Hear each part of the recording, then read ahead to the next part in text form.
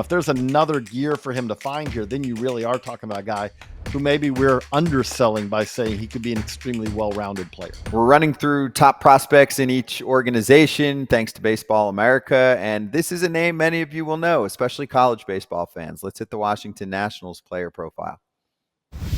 The prospect to know here, number one on the list, it is Dylan Cruz, first-round pick a couple of years ago. Scott Braun with J.J. Cooper and Geoff Pontes. So there he is. JJ, we know him well. Many of us have spoken to him, a very nice gentleman who will be asked to be a part of the next great Washington Nationals team, along with James Wood.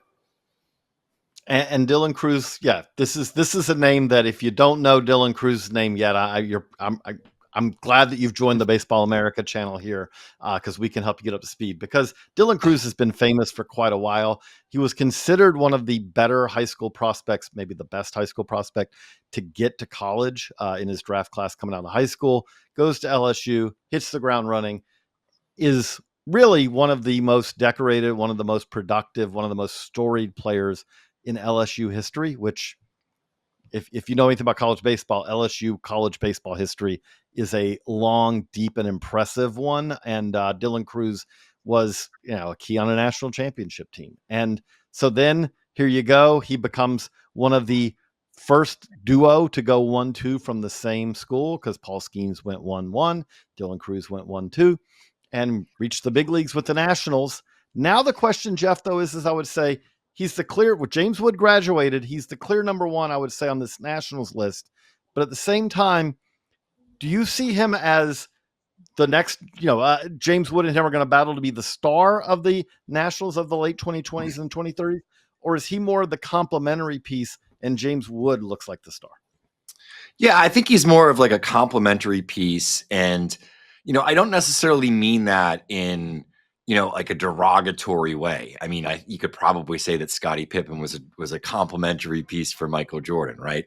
I think he's going to be a really good all-around player that isn't going to necessarily have the high highs that Wood is going to have. Wood is going to have, in my opinion, I think he has the ability to do stuff that Aaron Judge does, that Shohei Ohtani does, and just kind of be like that spectacle of sort of like athleticism and power and baseball ability where, Cruz is super tooled up. This is a guy that I think truly, when you say a 5-tool prospect, he falls into that category. The hit tool was pretty good. We look at the professional numbers. The strikeout rate was, around 20%, pretty much at every single level. There's a ton of impact here. The home run totals haven't shown up as much. I think some of that is kind of adjusting his bat path, getting the ball in the air a little bit more. He's not the first prospect that, comes over from college baseball, dominating with metal bats, that sort of needs to learn how to catch a little bit cleaner barrels to his pull side and get some of his hardest contact airborne.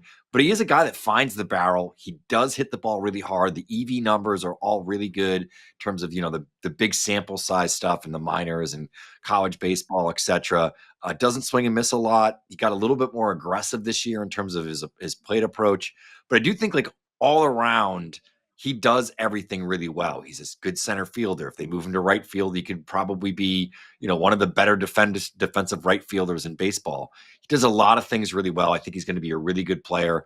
I almost say it's almost like a supercharged Adam Eaton, which I know doesn't sound super sexy, but if I remember, Eaton's had one or two like 5-WAR seasons, and I think that's more in line with what Dylan Cruz could be, where maybe it's not 30 home runs and 30 stolen bases, but it's like 19 or 20 with a great batting average, a ton of runs, defensive runs saved in the outfield. He just does everything really well.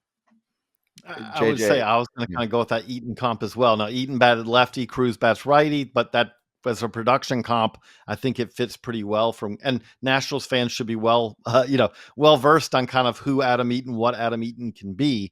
The other thing I would say that does stand out here, though, is he's, when you look at your 2025 National League Rookie of the Year candidates, you have to put Dylan Cruz pretty high on that list because, one, we know, he's already kind of gotten his chance to get acclimated to the big leagues, which is useful. And two, I would say on top of that, he has clear opportunity here. He's going to be part of that Nationals outfield. Like, you look at it and say, it's Wood, it's Jacob Young, and it's Cruz probably for 2025 and beyond. So he's going to get the at-bats, which is a key part of this, is that a lot of times you'll have guys who may have a really good rookie year, but it took them a couple of months to get kind of fully, up to the big leagues. It took them a while to get that everyday job where they're going to face, they're going to get the 500. They're not going to get to that 500 at bat level. That's not going to be a problem for Dylan Cruz. You put all that together, and again, we're not saying that he's not a great player when we say complimentary. He's one of the top prospects in all of baseball.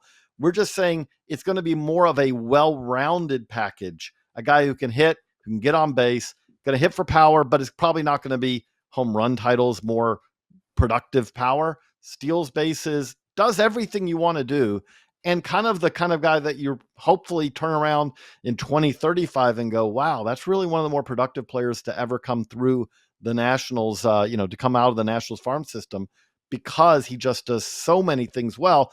And the other thing we'll say is last year, that 2024 season was solid, but it's also possible that we haven't seen what we saw in college from Dylan Cruz was beyond solid. It was a guy who was hitting 425 in the SEC.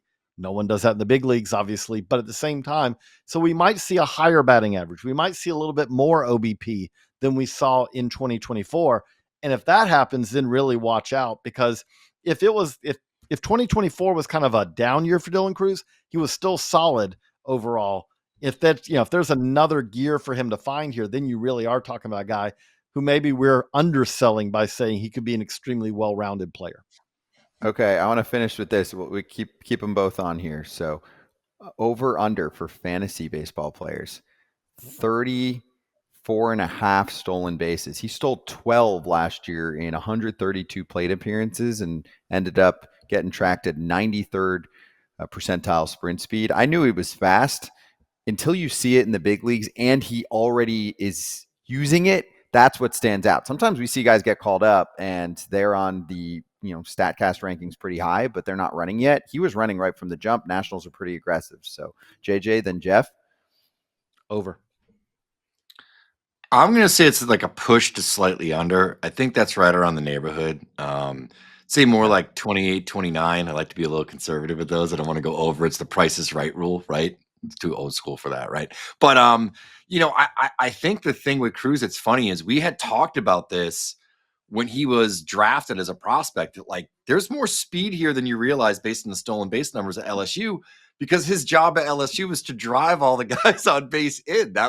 He was the big bat in the lineup, where I think he's been able to kind of, fit a role that maybe is more complementary to his all around skills and abilities. So that's a good point you made.